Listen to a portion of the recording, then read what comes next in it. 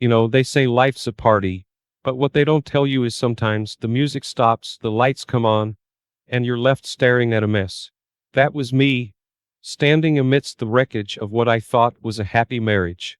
Our 10th anniversary bash was the epitome of perfection, a lavish affair where laughter flowed as freely as the champagne. My wife, Julia, was the belle of the ball, her smile as bright as the diamonds I'd gifted her. I was on top of the world, a self-made man who just clinched a deal that was the cherry on top of my already thriving business. Life was good, or so I thought, but soon after, things started to change. Julia, once the anchor of my hectic life, became distant. Her presence at home dwindled. Work meetings and girls' nights filled her calendar. I tried to brush it off as a phase. After all, we were both busy adults, right? Then came the day that turned my doubts into cold, hard reality. I stumbled upon her phone, buzzing with a new message. Curiosity, they say, killed the cat. In my case, it shattered my world. The texts I saw were not just friendly. They were intimate, laced with a familiarity that twisted my gut into knots. They were from some guy named Mark, a name I'd never heard before. Confronting Julia was like igniting a powder keg.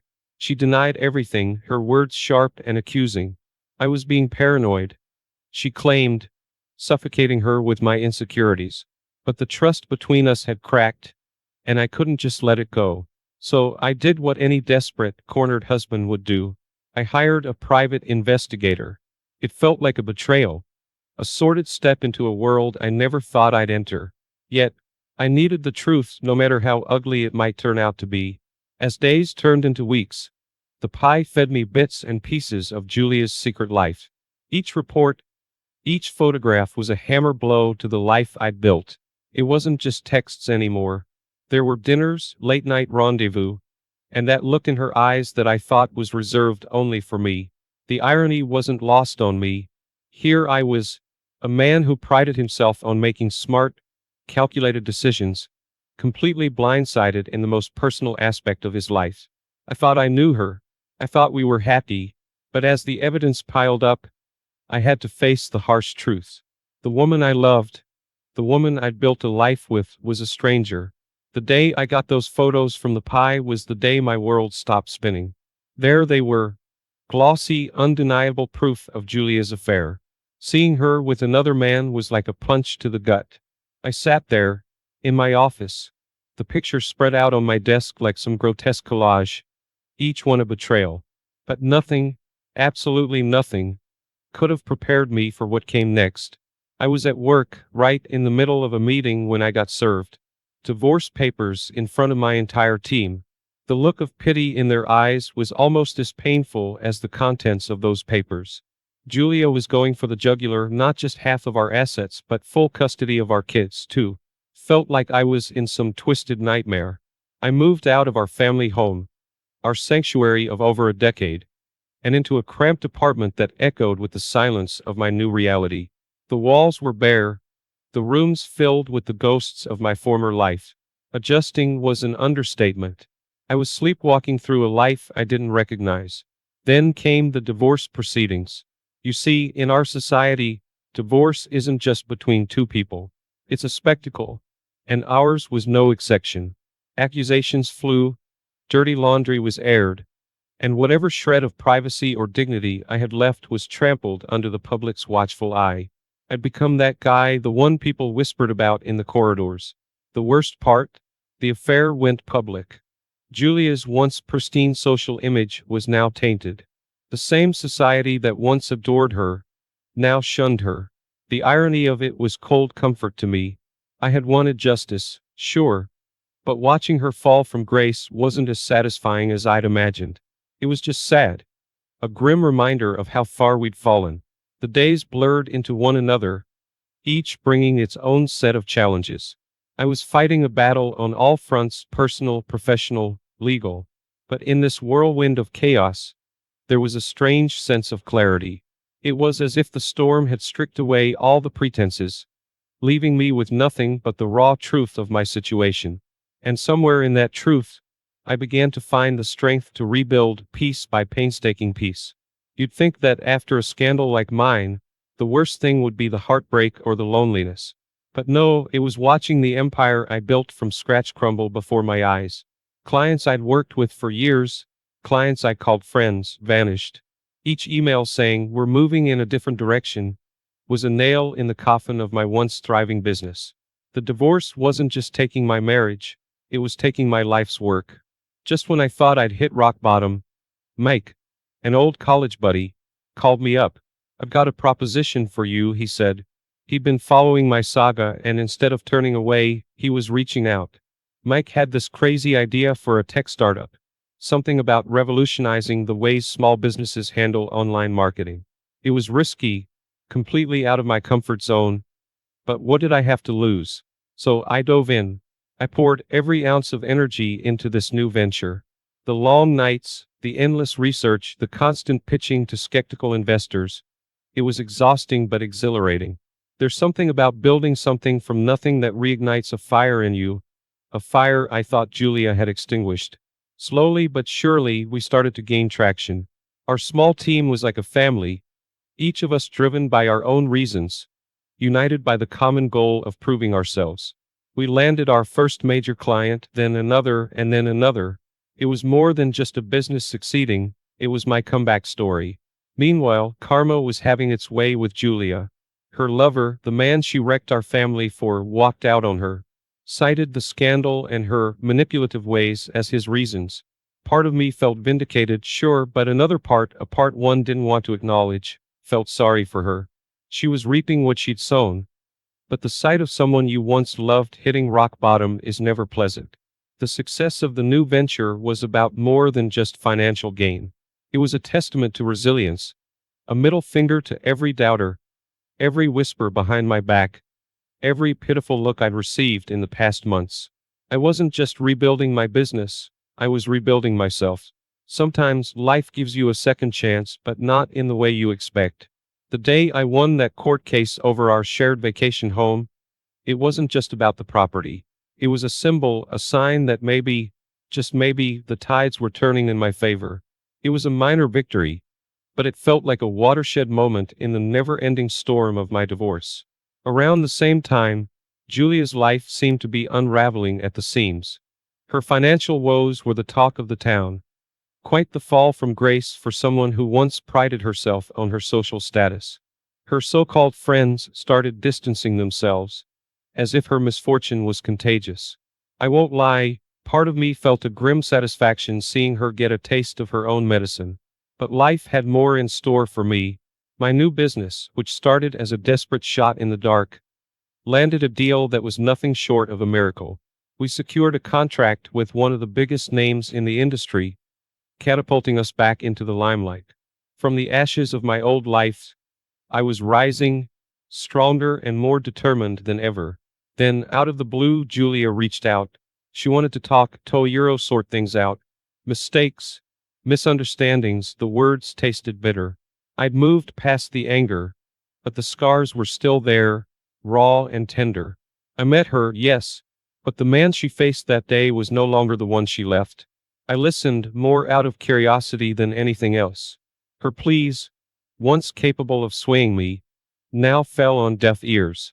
My focus was my children, my business, not the remnants of a love turned sour.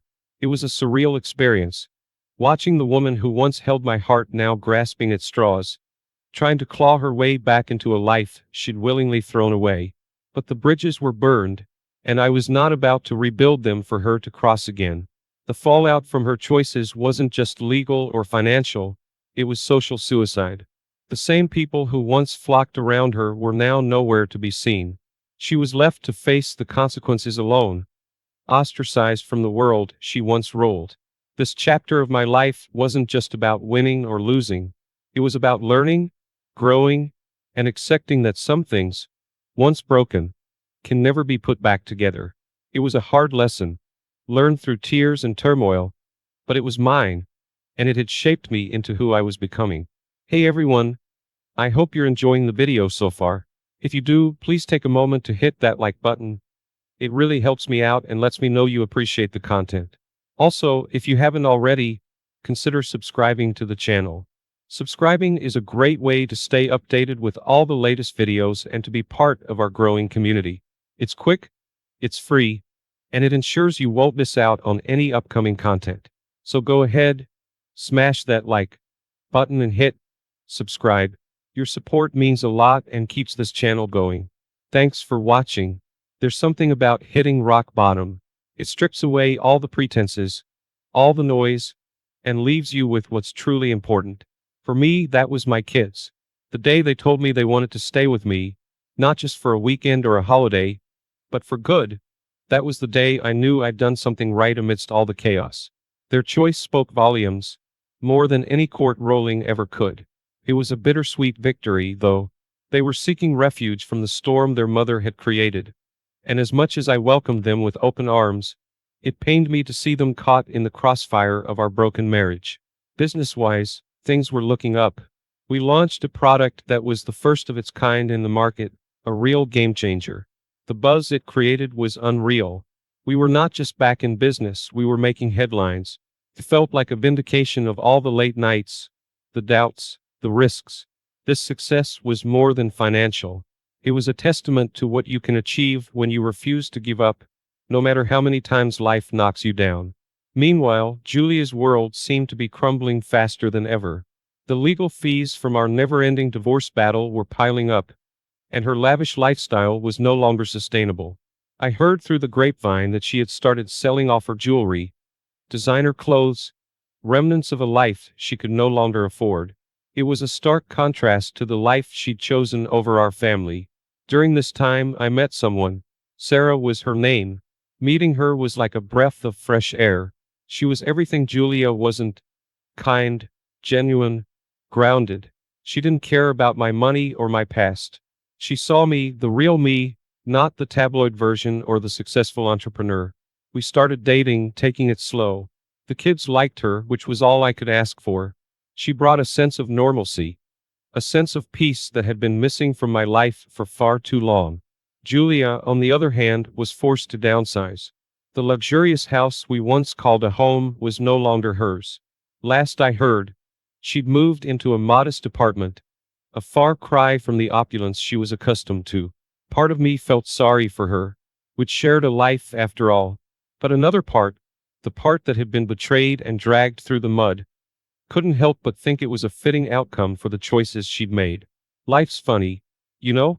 Just when you think you've got it all figured out, it throws you a curveball. But sometimes, those curveballs can lead to a home run. That's what happened when Sarah entered our lives. The kids took to her like fish to water.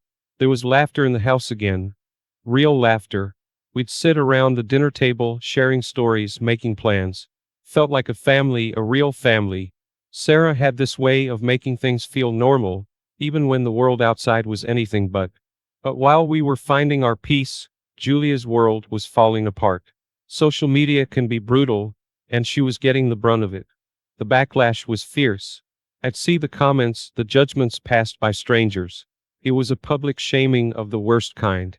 I won't lie, part of me thought she deserved it, but another part, maybe the fatherly part, felt bad. I knew the impact it was having on her mental health. It's one thing to face consequences, but another to be torn apart by the faceless masses. In the midst of all this, my business was thriving. We were making waves and people were taking notice. I was awarded for my entrepreneurial spirit, for making a comeback against all odds. Standing there, accepting that award, I looked out and realized how far I'd come.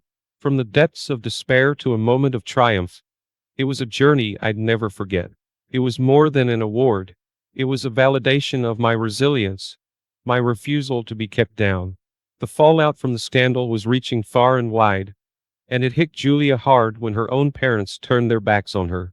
They were traditional, the kind who viewed family and reputation above all else. They couldn't stomach what she'd done, the scandal she'd caused.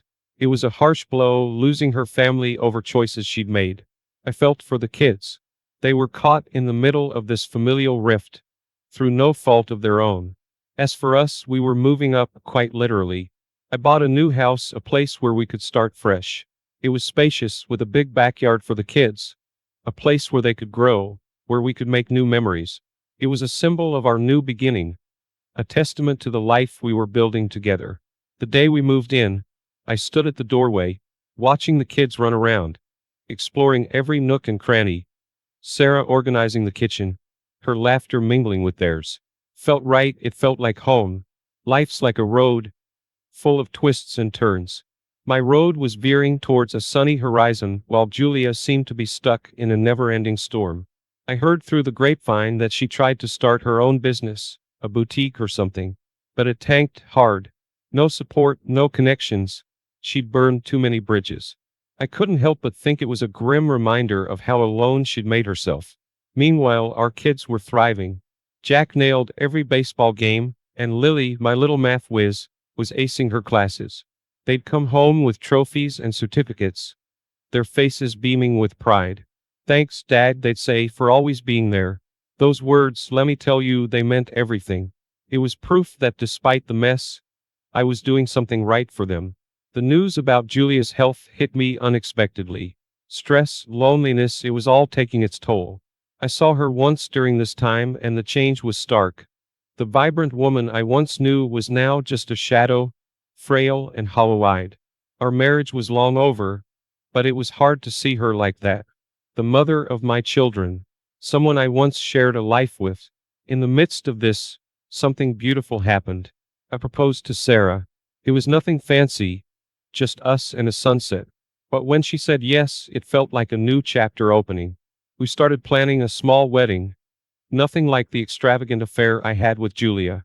This time it was about us, about the simplicity of our love. But Julia, she wasn't done yet.